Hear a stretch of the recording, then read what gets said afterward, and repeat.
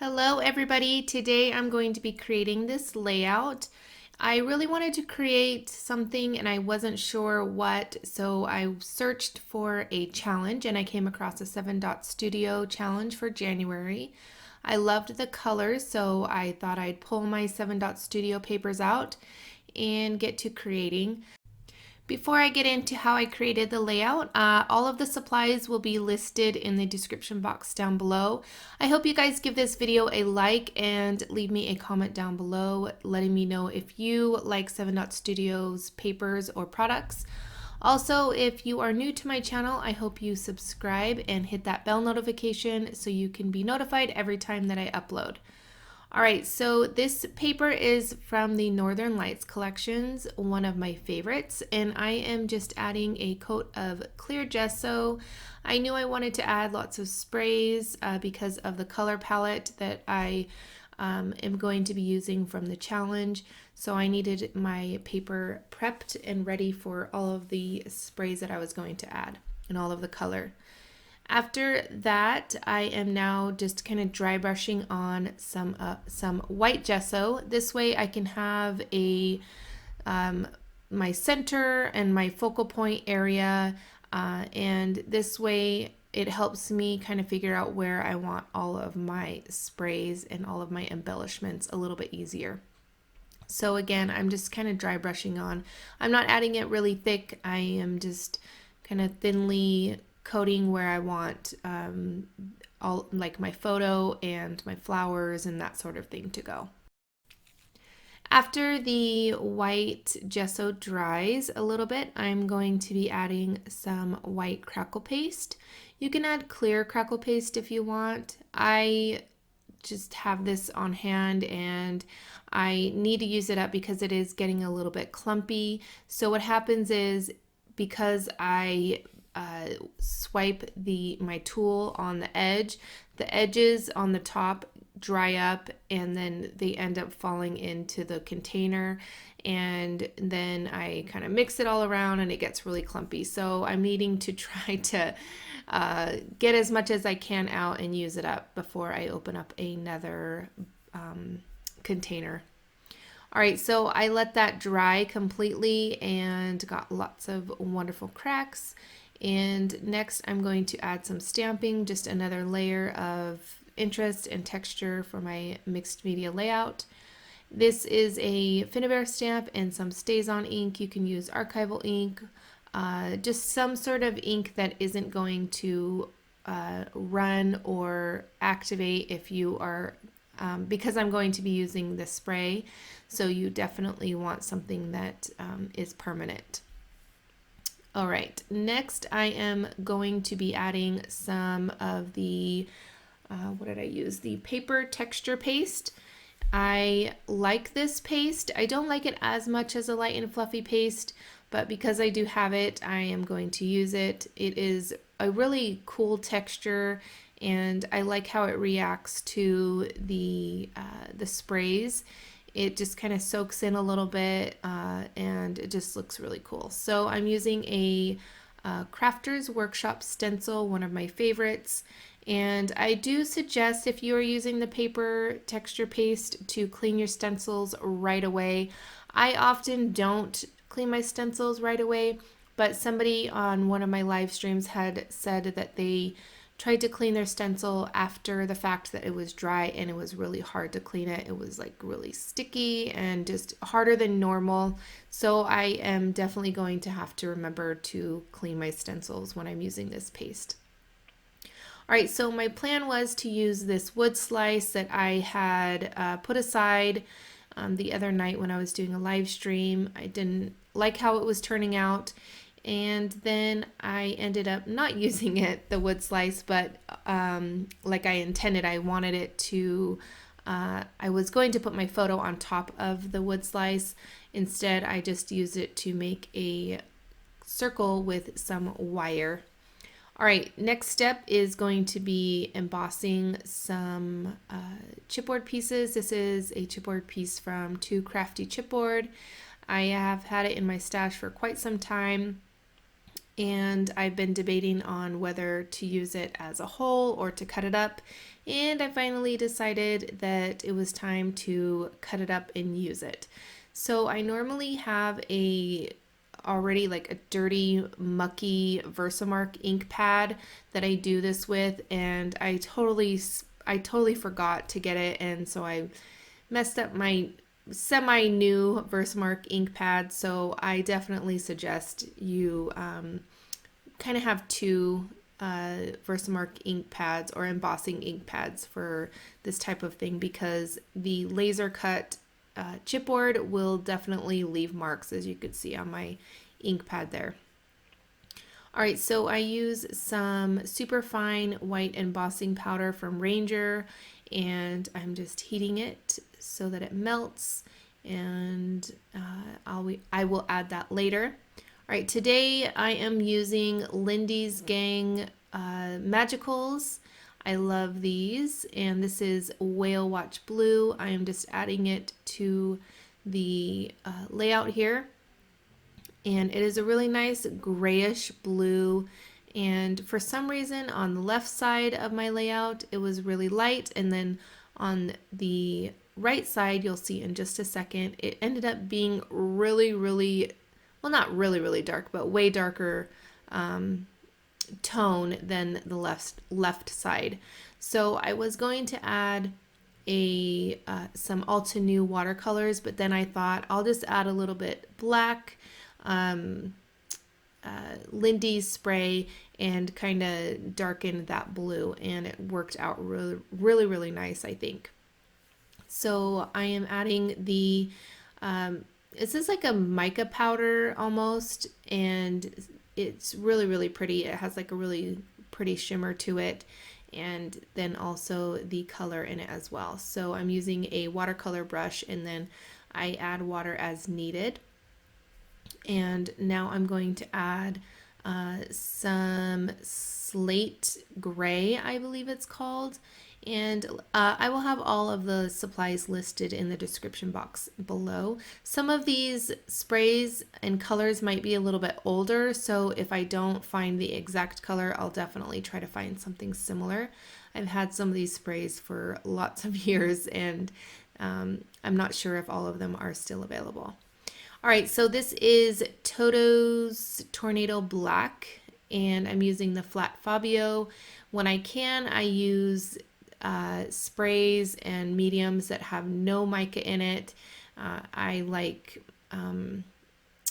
sprays and stuff that are matte and flat. I don't really like a lot of shimmer a lot of times. Sorry, something's going on with my throat, and it's starting to bug me for some reason, so I apologize for my raspy voice. So as you could see, adding the black to the blue really made a really gorgeous color. I thought I had a darker blue, like faded jeans or something, but I didn't, so this turned out really nice. This brown tone is called Gossamer Gold. It's one of my favorites. I don't mind the gold mica in this. It's really pretty, and it's like almost like a rusty kind of brown tone, and with the blue it just turned out really gorgeous, I think. I am definitely going to be using these colors in this color combination again. I am so in love how the colors just mix together and how they look together. I can't explain how happy I am with this layout. It turned out way better than I thought it was going to be. And I hope you guys are enjoying this process. I know I've been doing a lot of live videos lately, so I definitely wanted to put something up for those of you who like just the process videos, kind of the voiceover and the sped up process. So I hope you guys are enjoying this. If you do like the live videos, my next live will be Wednesday at 10 a.m. Pacific time, so I hope you guys can join. All right, so I dried all of the sprays and the color, and then I decided that I needed a little bit more blue on the left-hand bottom side, so I put the Whale Watch blue, and then now I'm just adding a little bit of that black, and then I'll add some water, and it'll just kind of mix together.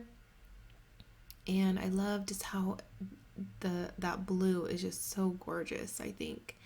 And I'm not afraid to go in with my fingers and mix the colors around. And I felt it needed to be just a little bit darker, so I am adding a little bit more of that Toto's Tornado Black. And again, I cannot remember if that is still a color available, but I will definitely try to find something similar if it's not. Same with all of the other colors. A lot of the Lindy's sat in my closet for quite some time while I was on the Prima design team, so some of them the colors have been discontinued, but I think they have pretty much some of the same colors, just different names maybe. I wanted a little bit more of that brown tone, so I'm just spraying it on, being very adventurous, I guess. I don't really like to spray my sprays, which is weird, but I am afraid that I'm going to get it somewhere where I don't want it, so I always tend to use a nozzle and just kind of tap it on where I want it. And I am just heating that up, and so I can move on to the next step. I know I said this before, but I can't wait to use this color combination again. And I love how it turned out. I love the brown with the blue. It's just really pretty. And then later on, I'll, of course, add white splatters, which definitely is one of my favorite things to do. Anyways, I am going to be adding some more color to the top. I wanted all of that color to kind of frame the photo, so I will be adding a little bit of brown to the top there. For the 7 Dot Studio paper, I did feel like I added a little bit more moisture to the paper than I probably should have. It does pretty well with moisture and all of the sprays, but it did get a little like a little bit weaker than some of like Prima paper or something like that. So I probably should have maybe added 2 coats of the clear gesso just to be on the safe side. So if you are new to the 7 Dot Studios, just keep that in mind, that you definitely want to kind of be a little bit more conservative with the sprays and waters and that sort of thing. All right, so I am adding some cheesecloth just to add a bunch of texture, and then I'm going to I added some foam because I'm going to pop up my photo, but first I wanted to add this chipboard piece, and at this point I wasn't sure how I was going to kind of put all my flowers and that sort of thing, but I was just kind of rolling with it and seeing where it went. All right, so I used some of the Cotton Candy Dreams paper. It's hard to tell in the video, but it is like a light bluish tealish color, and I just cut it down to frame my photo there. And now you're going to see me kind of play around with flower placement, and I'm using Prima flowers, and then I will glue them on with some Fabri-tac. And I love these little flowers that Prima has come out with. They are so handy in little areas where I just want, just something little, and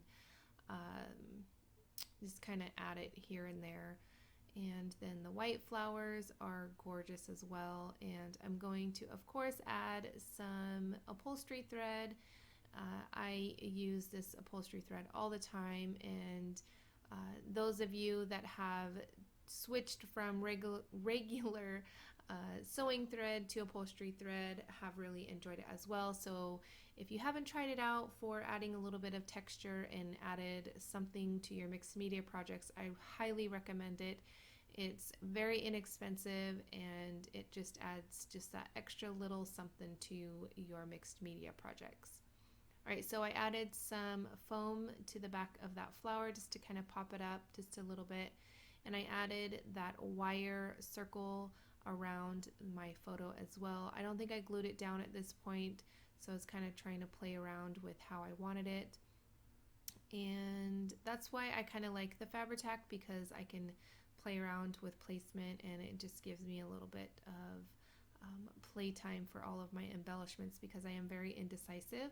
I try to cut as much of that out as I can just because I think it would be pretty boring if you sat there watching me for 30 minutes trying to figure out where to put flowers. Although if you like seeing that, you can definitely come to my live streams because I do that often there. So I didn't realize that my camera had died, and so you missed all of the other flower placements, so I apologize. But I did add that butterfly there. I believe that's from the Georgia Blues collection, which is my favorite collection from Prima. And just kind of playing around with that cheesecloth there. It was not making me happy how it was just kind of laying, I don't know how it was. I covered up my photo and I watered down some white gesso, and I am adding some splatters. I do like the Picket Fence Distress Spray for splatters most of the time, but I wanted something a little different this time, so I just watered down some gesso. This gives a little bit more texture. It's thicker and just something different for my layout. So I add lots and lots of splatters, and I'll just pick up more of that watered down gesso and continue to add splatters. And this gets everywhere. It's all, I have paint splatters all over the place. I try not to get it on my microphone and my camera because of course they're super expensive. So, but anything else that's around my desk is definitely splattered with something. And all right, let's see what's next. Oh, I add some gesso to the flowers, and I think that's it, just to the flowers. I got some on the butterfly, but I ended up wiping it off because I didn't want that white on the butterfly. All right, so I felt it needed even more splatters, of course, so I'm using my favorite Picket Fence Distress Spray. And if you guys have not seen, Tim Holtz came out with Distress Oxide sprays. Yeah, speechless. So amazing. He's just amazing. Everything that he comes out with is so cool. So looking at the layout, I wish I would have added a little bit more blue on that right side, but it's done. And it is what it is now. I just, yeah, looking at it right now, watching the video just kind of makes me want to add blue on that right side. But anyways, I'm adding some soft gel so that I can add some micro beads. And the micro beads you can find at Michael's, or you can use any sort of micro beads or glitter or any extra little texture that you want to add to your project. So I got my micro beads from Michael's, like I said. They come in, let me see. It has 6 different colors and they are amazing. I haven't decided yet if I hate them more than I hate glitter. Probably not, because I do use them quite often. I don't like glitter at all. I despise glitter. Even my daughter knows. She begs and begs and begs me to use a glitter, and for days she'll beg me, and finally I give in because she's so cute and I love everything that she creates. So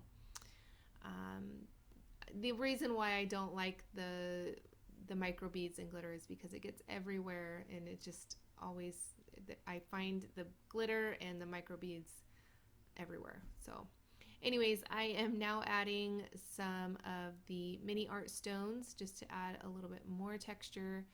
And then last but not least, even more splatters. So I go in with my distress spray in Picket Fence and add more splatters.